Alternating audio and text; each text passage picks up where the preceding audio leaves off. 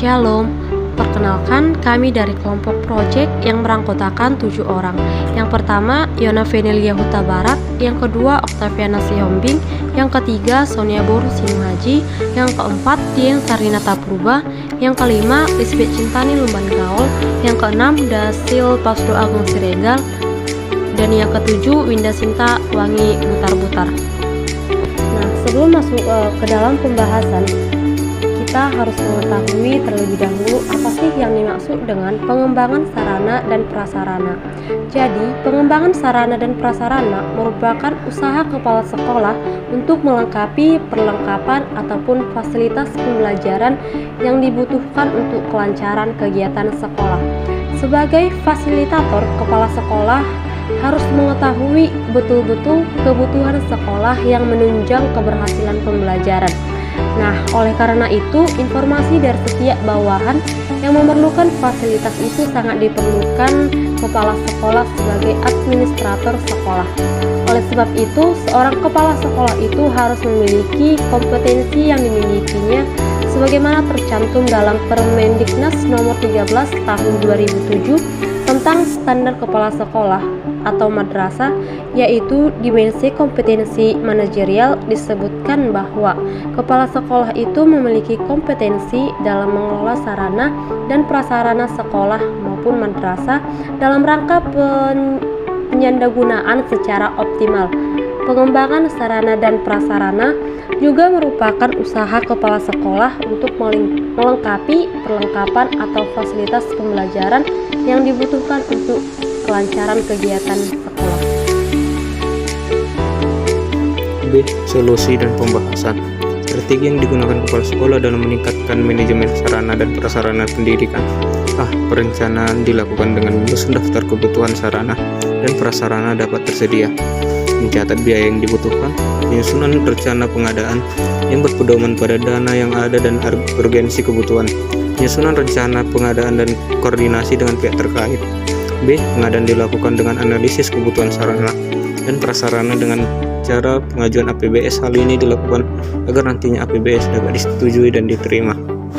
C. Pengaturan dilakukan dengan pencatatan barang inventaris agar keadministrasian sarana dan prasarana dapat tersimpan dengan rapi.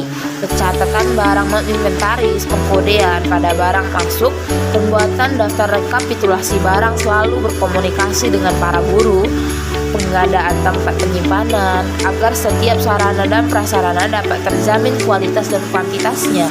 Pengadaan tempat penyimpanan agar setiap sarana dan prasarana dapat terjamin kualitas dan mutunya.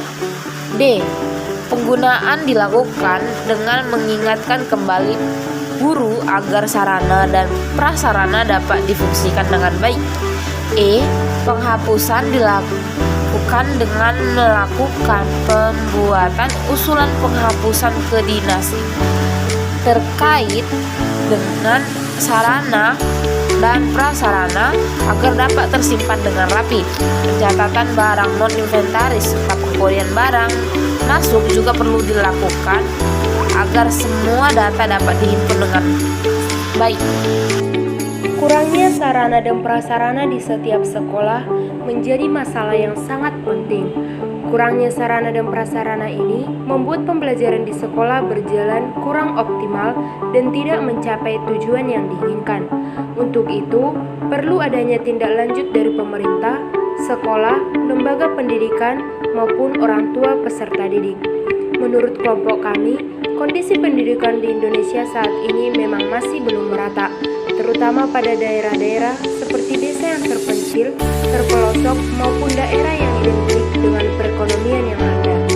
Mayoritas penduduk yang tinggal di daerah ini mempunyai pola pikir yang masih minim mengenai pendidikan, transportasi, komunikasi, dan lain-lain. Sehingga bagi penduduk yang tinggal di daerah ini merasa bahwasannya pendidikan merupakan satu hal yang mewah karena pendidikan identik dengan mahalnya biaya yang dikeluarkan. Selain itu, minimnya sarana dan prasarana juga menjadi salah satu faktor tidak meratanya pendidikan di daerah. Hal ini bisa terjadi karena kemiskinan menjadi salah satu penyebab tidak meratanya pendidikan di Indonesia dan faktor diskriminasi yang mempengaruhi ketidakmerataan pendidikan. Upaya pemerintah.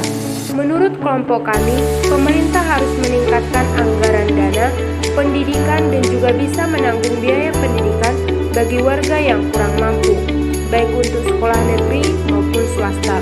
Pemerintah harus memperhatikan sarana dan prasarana yang ada di daerah masing-masing, apakah ada kekurangan atau kerusakan. Pemerintah juga harus memperluas dan memeratakan kesempatan untuk mendapatkan pendidikan bagi masyarakat kurang mampu.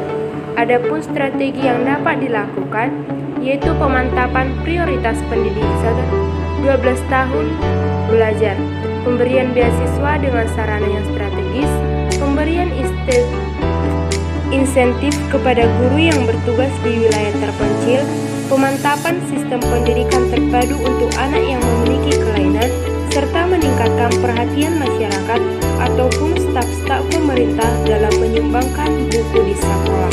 Selanjutnya, upaya sekolah dan orang tua. Upaya yang bisa dilakukan yaitu seperti sekolah pandai-pandai mengolah dana dan juga harus meminta dana kepada pemerintah sesuai dengan keadaan sarana dan prasarana yang dibutuhkan di sekolah tersebut. Jika ada kekurangan, guru juga meningkatkan kreativitasnya untuk mengajar dengan alat seadanya. Untuk orang tua mungkin bisa memberikan sumbangan-sumbangan yang dapat membantu proses belajar mengajar di sekolah dengan membayar SPP dan komite dengan tepat waktu. Upaya lembaga pendidikan. Menurut kami, lembaga pendidikan di setiap daerah harus mendata sekolah-sekolah yang ada di sekitar untuk mengetahui sarana dan prasarana yang kurang dan perlu ditambah atau diperbaiki lagi.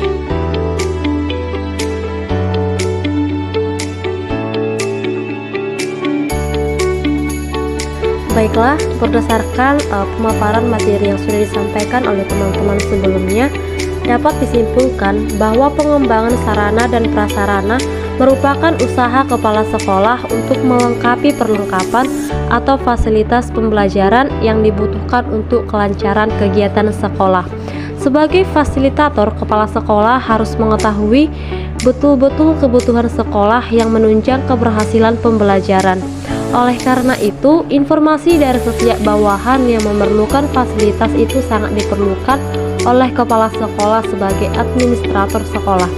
Sebagai suatu organisasi, sekolah itu mengandung unsur-unsur manusia, tujuan yang ingin dicapai, tugas-tugas, wewenang, struktur, hubungan formalitas, serta sarana dan prasarana. Agar organisasi sekolah menjadi hidup, tumbuh dan berkembang sehingga dapat mencapai tujuan yang telah ditentukan, maka harus dikelola atau dimanage secara efektif dan juga efisien. Kurangnya sarana dan prasarana di sekolah itu dapat menyebabkan terhalangnya keberlangsungan proses pembelajaran di sekolah, yang menyebabkan ketidakefektifan dalam proses pembelajaran di sekolah. Untuk itu, perlu upaya-upaya yang dapat diberikan untuk memenuhi kebutuhan sarana dan prasarana di sekolah. Upaya tersebut bisa dilakukan oleh pemerintah, sekolah, lembaga-lembaga pendidikan, maupun dari orang tua peserta didik tersebut. Baiklah, sekianlah hasil laporan proyek kami. Jika ada kata-kata atau materi yang kurang jelas atau yang salah, kami mohon maaf. Atas perhatian teman-teman, kami ucapkan terima kasih.